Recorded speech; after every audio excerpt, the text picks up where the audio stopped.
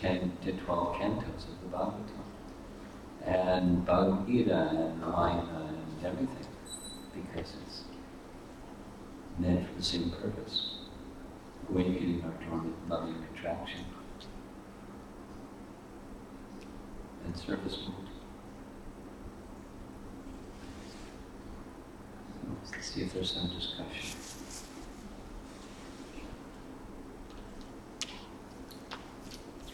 Yeah, so, yeah.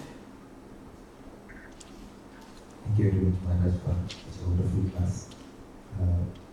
This is about the Shrutis and Smritis we discussed in the beginning. So you said that even the Smritis are part of Vedas, the original Veda. I was repeating Jiva Goswami, just a little editing. Yes, I did say that. Yeah. I'm an authority of Jiva Goswami saying that. Go ahead. So Shruti also consists Puranas and Itihasas, Yes. which are histories. Yes, exactly. So histories keep updating. What's that? Histories keep updating, like there will be... Well, you say histories keep updating. What do you mean by that? I mean, there can be addition to the histories, like for example, now, Srila Prabhupada's pastime could be a divine lila, which...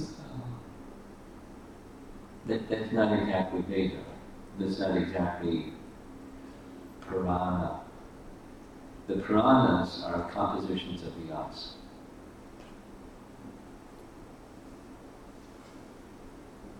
And the Itihasas, Vyasa and Valmiki, they're counted. Now Valmiki, it's a whole other discussion.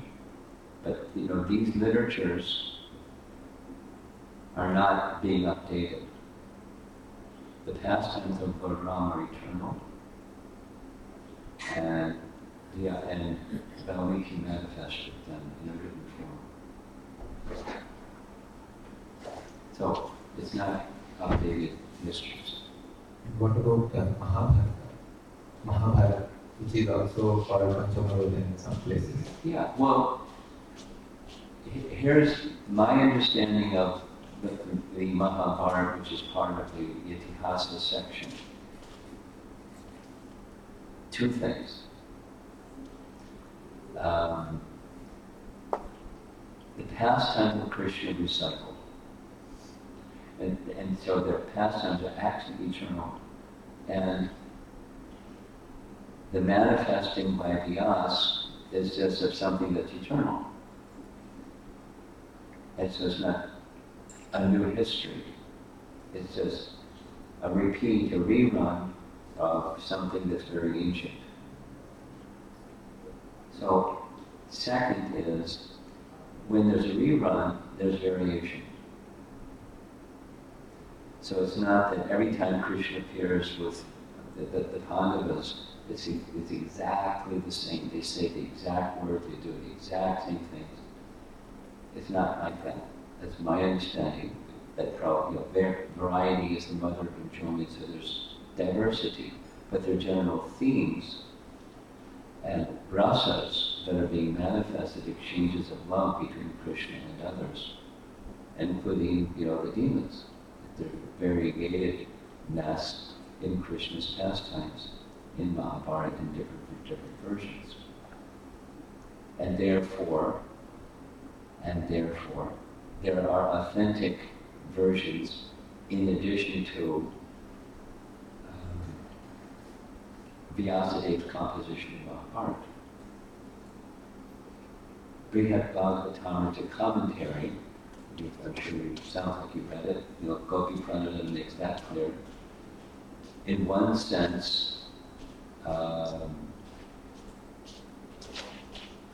description of what's taking place between Janamejaya and the narrator of this history is a little different than Vyasadev's Mahabharata. There's authentic versions of Ramayana other than Valmiki Ramayana. That's a little like 201 or 301, but the main point is they're not, there's not a new history. It's a rerun of ancient history being manifested in cycles of time. So the extension to this is how do we consider Chaitanya Charitamrita and other literatures which are written by... Well, Chaitanya Charitamrita, that's the next question. Because Chaitanya Mahaprabhu is an eternal form of the Supreme Personality of Godhead, Krishna himself. And how do we regard Chaitanya Charitamrita? Is it fall in the category of itihasa? That's your question. Yes?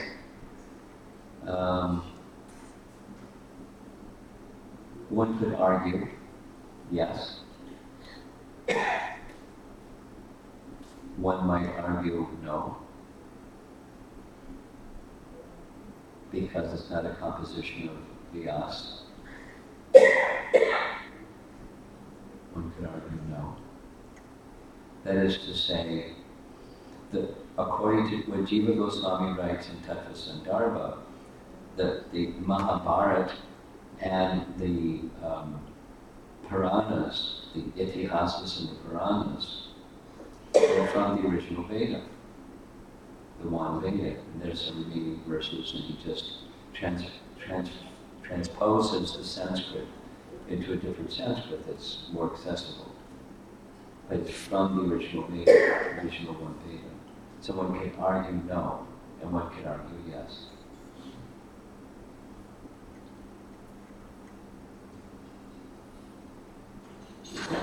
Yeah.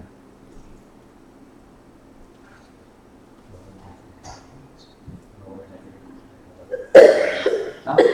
One more question. Yeah, go ahead until somebody else. So my next question is about the systems of philosophy, the 6 systems of philosophy. This fellow is a scholar. You're way over the head of some of these people. Go ahead. So when I say about these 6 systems of philosophy, these are not directly by Vyasa, but they seem to be like explanation of what these sages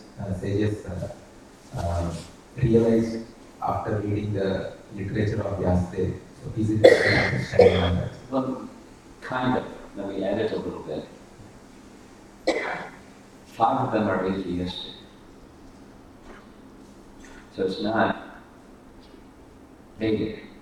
It's their rendering of the Vedas from an atheistic vantage point. And they take the statements of the Vedas, each one of them, and say, this is how to understand the statement of the Vedas. The teaching, so there's a certain doctrine, and they follow the doctrine. There's rules, and they follow the rules of doctrine.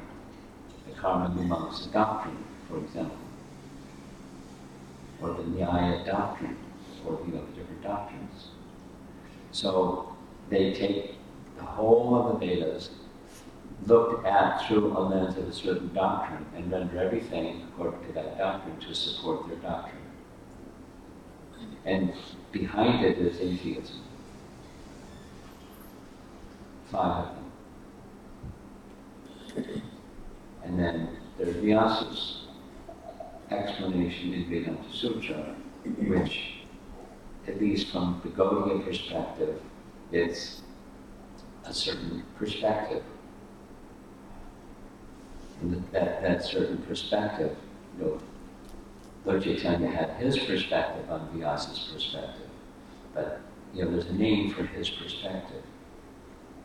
Shakti Parinamavad, the doctrine of everything is Shakti. It's an energy of and transformation of the energies of the source of all energies.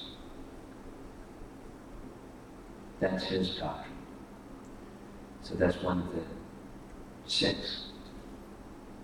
Of course, there are different systems of looking at what those 6 are and so forth. Scholars have to differ. That's just what scholars do. But for sure at least 5 of the 6 are atheistic, and they're not Vedic. It says they're what I said it is. And yeah, that's it. Is that okay? Did you understand all of that? No? I'll try to. They're traditionally, say it 2 different ways. Prabhupada said, any modern philosophy is nothing new. It's just a restatement or mixing of these 6 doctrines. And these 6 doctrines are very ancient, and they come, 5 of them at least come after the Vedas were manifest, after Vyasadeva divided the Vedas into 4. They're renderings of understanding the Vedas. A very common one for us is karma mimamsa philosophy.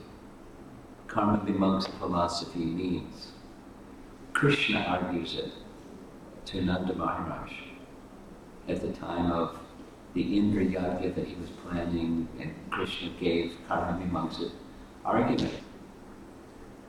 Not that he wanted his father to accept the karma mimamsa perspective, but karma mimamsa is one of the 6, and it says whether there's God or not, it doesn't really matter, because even if there's God or Ishvara, above him is the law of karma. He has to administer according to the law of karma. He's bound by that which is higher than him. And so just do good work. You don't need to worship Indra. You need to worship anybody. Just do good work. So there's a whole doctrine that says that's what the Vedas say, karma mimamsa. How to do good work. And just do good work. And that's what the Vedas are teaching. That's one of the 6. And then there's details and details and details and details and details and up and down and sideways and backwards and forwards. And it's a whole system of understanding the Vedas. And then there's others that are whole systems.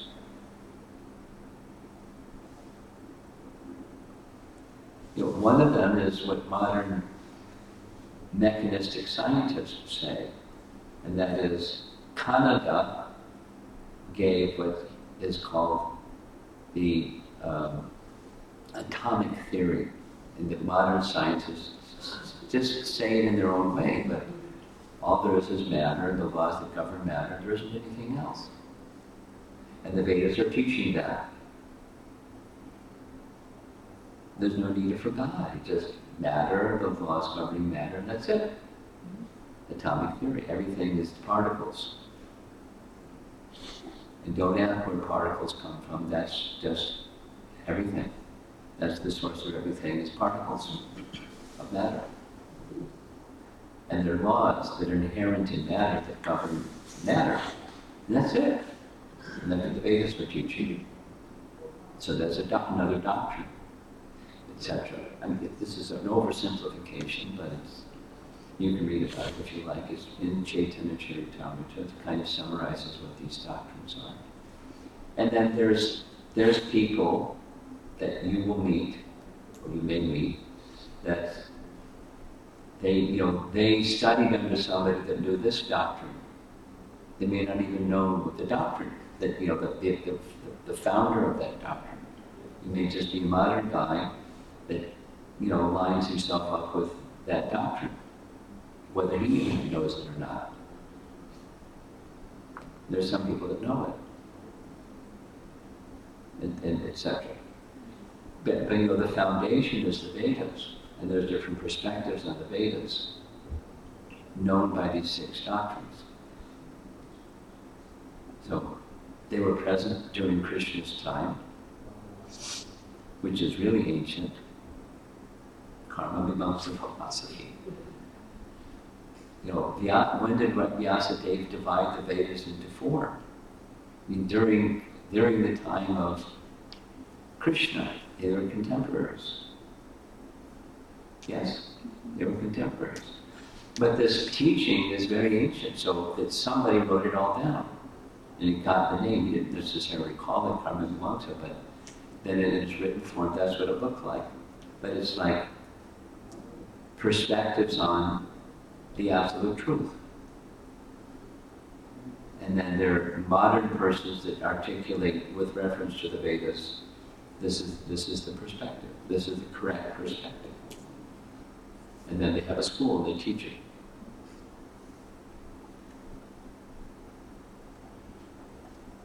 So Jiva Goswami, before he went to Vrindavan, he was just a young fellow. He got trained up by Lord Nityananda to go visit the places of Chaitanya Mahaprabhu's pastimes, and he sent him to go study the 6 doctrines under a Vaishnava teacher that knew the 6 doctrines and Lord Chaitanya's teaching. So he was ready to face anybody that was a proponent of this or that or the other. He knew what the doctrines were. He knew the counter to those doctrines from a Vaishnava, a Lord Chaitanya brand of Vaishnavism perspective. And then he went to Vrindavan and he did what he did. He knew his audience. People that are atheists and really skilled at it. And so when he wrote, he knew his audience. So when he wrote the Sandarbhas, anyway, I'm going beyond. When he wrote the Sandarbhas, in one sense, it's a commentary on Srimad Bhagavatam. But Srimad Bhagavatam is a commentary on Vedanta Sutra, so it's a commentary on Vedanta Sutra. And when he was writing, he knew these 6 doctrines. He knew the pot shots that scholarly people would take at explaining things in the way that Lord Chaitanya explained things. He knew. He wasn't an ordinary kind of a nice writer. So when he said something, he knew what the opponents would say. So he said something, he supported it with statements from the Bhagavatam, and then he would say some arguing people would object and say blah blah blah. And to that blah blah blah person, here's the response. That's how he constructed Tattva Sandarbha. Excuse me, how he constructed the 6 Sandarbhas. Dealing with, these 6 doctrine people out there, and it was really high level. So for our modern Hare Krishna followers,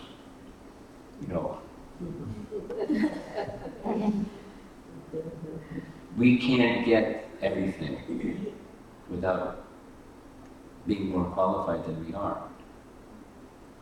But he's making statements, and he doesn't drill down on it and say, it's essences for a highly qualified audience. But he's giving essences that are explaining Srimad Bhagavatam, which is explaining Vedanta Sutra for all time. It's very powerful literature. But he knew those 6 doctrines very well.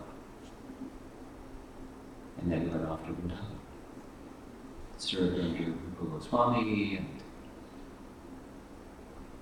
assisted Rupa Goswami, and then carried on as the next acharya in the line. Fantastic personality. But that's just his question about the 6 darshanas.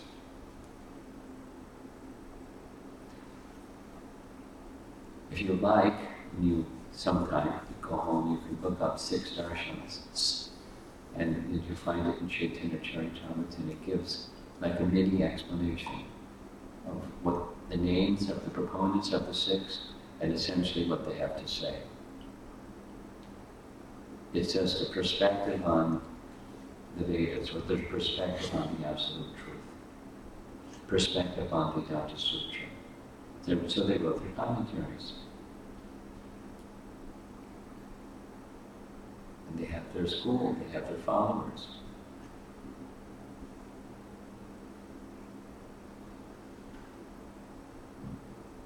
Okay.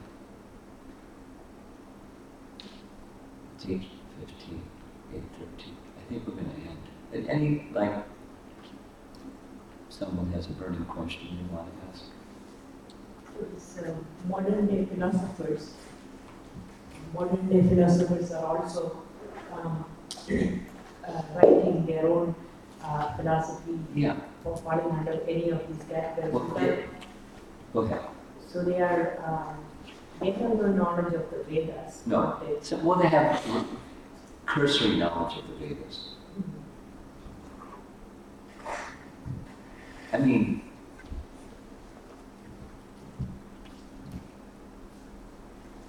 for example, the swastika. Where'd that come from?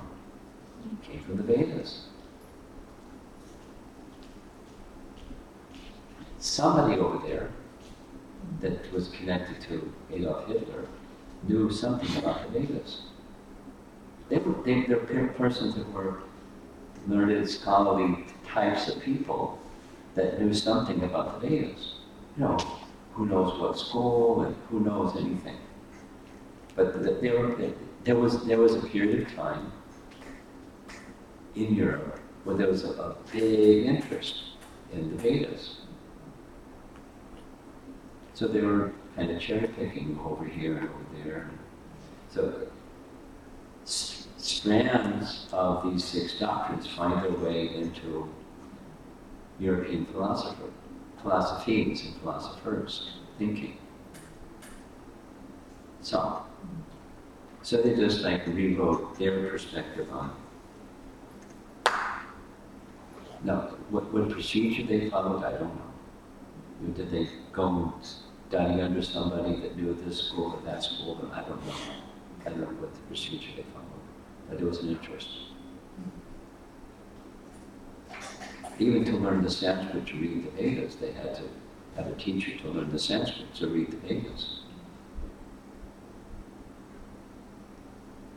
So that's the root from which different philosophies of modern times, that was your remark, has some root, some origin in that root, whether they know it or not, consciously or not.